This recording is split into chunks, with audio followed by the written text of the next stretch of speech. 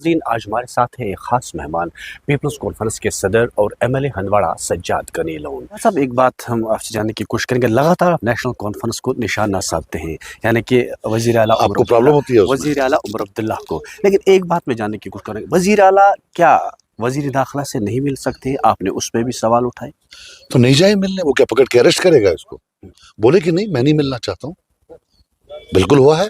वो स्टालिन तो नहीं गया मिलने, वहां तो प्राइम मिनिस्टर साहब जा रहे थे। तो आपको क्या लगता है अगर वो नहीं जाते तो क्या उनको अरेस्ट करके पीएसए में बंद करवा देते? बोलते कि नहीं आपने स्टेटहुड नहीं दिया हमें, आप हमारा 370 वापस दे, आप हमारा 35 वापस दे, या अभी जो आपने इमीडिएटली स्टेटहुड का बोला था नहीं दिया आपने, हमारे अभी तक बिजनेस रूल नहीं आए हुए, मैं नहीं आता वहां। तो क्या पकड़ के उनकी इज्जत उनकी आंखों में बढ़ती? देखिए आपको ये मानना है, समझना है कि जब यहां नेशनल कॉन्फ्रेंस ने लड़ा, इन्होंने एक टोटल एंटी बीजेपी प्लैंक पर पड़ा और बोला सब यहां बीजेपी हैं सिवाय उनके। और एक हकीकत है कि हमारी कौम भी, अब मैं कौम को क्या बोलूं, ये जख्म जो है हमारे अपने दिए हुए हैं, इनको भी और कोई नहीं मिला कि जिनके हाथ खून से रंगे हैं, जिन्हें 96 से 2002 और 2008 से 2014 कितने लोग इनके हाथ मरे हैं, कितनी कब्रें इनकी वजह से हैं, कितने लोग जेल में गए, उनको लगा कि ये फाइट करेंगे बीजेपी को, और जबकि ये खुद फॉरेन मिनिस्टर रहे उनके। इस कौम को अब क्या करें? बहरहाल ये आए बने, तो दिल्ली भी मुझे लगता है परेशान थी कि यार ये कैसे बिहेव करेगा, वो इसको वजन कर रहे थे। लेकिन हमारा चीफ मिनिस्टर अपने लोगों से मिलने से पहले उठ के उनने पहली फ्लाइट ली, शाले ली, और शाले डाल डाल कर जो है ना वहां गए, डालते गए। तो दिल्ली को मालूम पड़ा इसका तो वजन ही कुछ नहीं है। हम सोच रहे थे कोई बंदा बीच में डालना पड़ेगा, ये तो खुद आया है। तो अपना जो वजन कम किया है वो उमर साहब ने खुद किया है। अभी भी वो ऐसे बैठे 6-7 महीना बोले जाओ जो करना है करो, मैं आपको बोलता हूं हमें कुछ ना कुछ मिलेगा। लेकिन जो जिस तरीके का ये कर रहे हैं, अब मेरी एक डिमांड है दिल्ली से, हमारे शॉल वापस करते हैं ना, हमें शॉल वापस दे दें। अगर आप स्टेटहुड नहीं दे रहे हैं कुछ नहीं, तो शॉल तो वापस दो। ये क्या होता है? फारूक साहब की पुरानी आदत है, मैं बहुत अदबन कहता हूं, हमारे सीनियर हैं वो, लेकिन दिल्ली को खुश करने के लिए वो किसी भी कीमत कुछ भी कर सकते हैं, कुछ भी। और फिर जो कहते हैं बड़े मियाँ तो बड़े मियाँ, छोटे मियाँ सुभान अल्लाह, उमर साहब तो उनसे भी आगे निकले। He can go to any extent, and I will tell you one thing today. अब ये हमारे लिए, कश्मीरियों के लिए बिलखुसूस ह्यूमिलिएशन बन गया है। इनका कंडक्ट, इनका attitude towards Delhi has become a point of humiliation for all of us। कि यहाँ से वो टूलिप गार्डन में घूम रहे होते हैं, वहां उनको वही बंदा मिलता है जिसने बिल ले डाउन किया पार्लियामेंट में। अब हाँ, किरण रिजिजू की बात कर रहा हूँ। तो हमने एक मैथमेटिशियन को बोला कि क्या प्रोबेबिलिटी है कि अचानक मिले होंगे, तो उन्होंने बोला 1 in 10 मिलियन। कैसे मिल सकते हैं जब तक प्लान ना हो उसी टाइम पर? फिर क्या सीएम को पता नहीं होती है वहां कौन है? असल में हमें भी पता नहीं है, लगता है ये कुंभ के मेले में कहीं बिछड़ गए थे, कब के बिछड़े हुए आज आके टूलिप गार्डन में मिले। लेकिन शर्म हमको आती नहीं है। इल्जाम ये बाकियों पर लगा रहे थे इलेक्शन से पहले। 370 का रेजोल्यूशन ये आने ही नहीं देते हैं, उसको रिजेक्ट कर देते हैं स्पीकर साहब। स्टेटहुड के बारे में थोड़ा बोलिए, उसको आने नहीं, डिस्कशन के लिए नहीं आने देते। 35 से आने नहीं देते हैं, कोई चीजें आने नहीं देते। तो फिर किस लिए चुना था लोगों ने? आप बताएं कि इकोनॉमिक्स जो है इनका, वो बिजली बिल का बोल रहे थे, वो भी नहीं कर रहे हैं। वो अपना गैस का, डेली वेजर्स का किया, कुछ नहीं किया। अगर किया जो मर्जी कह देना। फिर उसके बाद देखिए इनका जो बोला 1 लाख नौकरियां किधर है। So I am not surprised at all. आपको क्या लग रहा है, जिस तरह सरकार इस वक्त चल रही है, आप भी इस वक्त हिज़्ब इख्तिलाफ के एक एमएलए भी हैं, लेकिन आपको क्या लग रहा है, क्या सरकार 5 साल तक टिक सकती है, चल सकती है, लोगों के मसाइल हल हो सकते हैं?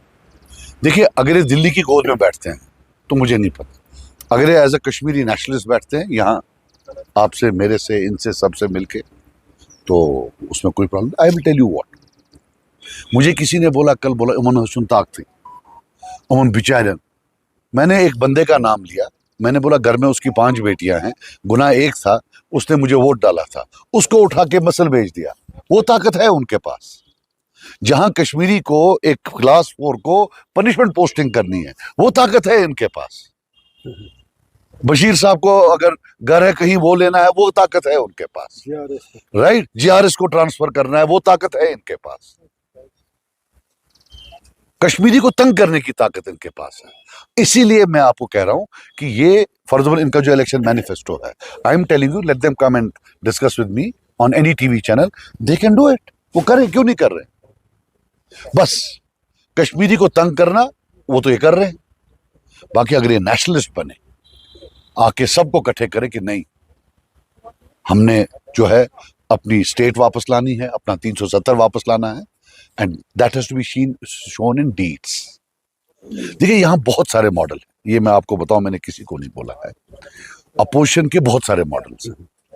ममता बनर्जी साहिबा, उन्हें कन्फ्रंटेशन ली है। स्टालिन साहब हैं, आंध्र प्रदेश नहीं, तेलंगाना में कांग्रेस के हैं, आंध्र प्रदेश में इससे पहले एक और थे, झारखंड में है ना। तो ऐसे ही नवीन पटनायक साहब थे, केजरीवाल साहब थे। इन सब में मुझे लगता है इनका जो मॉडल इन्हें नवीन पटनायक साहब का मॉडल लिया है, उधर भी और इधर भी। हालांकि जिस वोसेफरसनेस से, जिस इंटेंसिटी से उन्हें एंटी बीजेपी लड़ा था, he should have been Mamata Banerjee साहिबा या केजरीवाल की तरह, कि उनको छोड़कर वो बन रहे हैं। और मैं आपको बता दूं कि it has become a point of humiliation for all of us. दोस्त यार है, अरे यार ये तो कल बहुत बोल रहा था। हमने एक बड़े सहाफी हैं दिल्ली में, उनके इंटरव्यू में बोला था 2 साल पहले कि ये पहला आदमी जो वहां जाएगा वो ये होगा। अब शॉल का हमें भूल गया था। तो आपको लग रहा है कि ये दिल्ली को खुश करने के लिए ये चीजें करते हैं, और कश्मीरी जो लोग हैं इसके जिन्होंने वोट डाले हैं कुछ चीजों के लिए, उनके यरगमाल बनाया? देखिए, ये नेशनल कॉन्फ्रेंस का रहा ही है हमेशा कि दिल्ली के साथ रहो। जब जब दिल्ली और श्रीनगर का झगड़ा था, ये दिल्ली के साथ थे, ये हमारे साथ कभी नहीं थे। 96 में, लेट अस फेस इट, लोग तो उठ खड़े थे इन रेबेलियन, ये किनके साथ थे? ये तो दिल्ली के साथ थे, और उसी का एक खाते हैं। अगर आपको लगे कि दिल्ली को कोई मिसफायर हुआ, मिस कैलकुलेशन हुई, कैलकुलेशन यही थी, इसी को लाना था। यहां कुछ चंद लोग ही हैं जो बिटवीन श्रीनगर एंड दिल्ली के साथ बैठते हैं। तो ये जो है हमेशा ये दिल्ली के साथ ही रहे। एक बात गुज़श्ता दिनों उमर अब्दुल्ला ने एक बात कही है कि जो हालात इस वक्त जम्मू कश्मीर में हैं, इसके ज़िम्मेदार यहाँ पीडीपी जो गवर्नमेंट थी, उन्होंने ही यहाँ पर जब इनकी एंट्री दी तो फिर ये 370 और ये चीज़ें जो है हमें ख़त्म हुई। तो देखिए, मैं पीडीपी का वकालत नहीं करूंगा, लेकिन मुझे जो लगता है ये 87 में शुरू हुआ जब उन्होंने चोरी की और बंदूक यहाँ आए। That is the main cause कि हमारे हालात इतने खराब हुए। बाकी ये तो फॉरेन मिनिस्टर थे। जो एनडीए का फॉरेन मिनिस्टर हो, चीफ मिनिस्टर क्या कर सकता है? ये उन दिनों फॉरेन मिनिस्टर थे जब दिन में 20-20, 30-30 आदमी मारे जाते थे। इनका काम था जस्टिफाई करना पूरी दुनिया को कि ये वाजिबुल कत्ल थे, ये टेररिस्ट थे। सब तो टेररिस्ट नहीं थे, यहां तो बेगुनाह कितने मारे गए। So it was 87, it was their policy कि किसी को उठने नहीं देना। अगर ये मफ को जीतने देते तो क्या गलत होता? ये तो ये और कांग्रेस मिलकर इन्होंने ऐसी चोरी मचाई कि बंदूक आ गया। उससे पहले बंदूक क्यों नहीं आया? तभी बंदूक क्यों आया? ये यासीन मलिक, आज सब उसको बोलते हैं, वो तो जेल में है बेचारा। 9 एफआईआर उसको लगे, अभी उसने बंदूक को हाथ भी नहीं लगाया था। हमीद शेख 8 एफआईआर, उसने हाथ नहीं लगाया था। ये जो शबीर शाह साहब हैं, हम तो स्कूल में पढ़ते थे, तभी अकेला लड़ा करता था, ये सेपरेटिस्ट होते थे। जब भी इसको पकड़ते थे, एक बार शायद कुपवारा में पकड़ा, इन्होंने ये नहीं लगाया कि बोले जेब कुतरा है, उसको डिमीन करने के लिए, उसको बेइज्जत करने के लिए। This was their space they would keep for dissent. और जब लोग इनके खिलाफ हो गए, इन्होंने चोरी की। सो 87 की चोरी जो है, और मुझे ये बताइए, ये जो बीजेपी इतना बोल रही है हम इनके खिलाफ है, ये क्यों नहीं 87 की चोरी में प्रोब करते? Why don't they probe 87? बाकी आप मुझे बता दें, यहां तो गवर्नर रूल रहा है। यहां तो 6 साल पहले गवर्नर रूल था, जब ये 89 में भाग गए। 6 साल तब गवर्नर रूल नहीं था, तब भी तो यही जनता पार्टी थी, जनता दल थी, उसमें वो सपोर्ट नहीं कर रहे थे। जब उनको घुसना होता तो वो तब घुसते। घुसने के लिए क्या उनको पूछना था? वो कभी भी गवर्नर रूल में घुस सकते थे। ये ड्रामा है, झूठ है कि जी लाया फिर उनको पता नहीं थी। ये एजेंसीज, यू हैव 2 थिंग्स, यहाँ एजेंसी, सेंट्रल एजेंसीज हैं, उनके थ्रू तो सेंटर को एक एक चीज मालूम पड़ता है।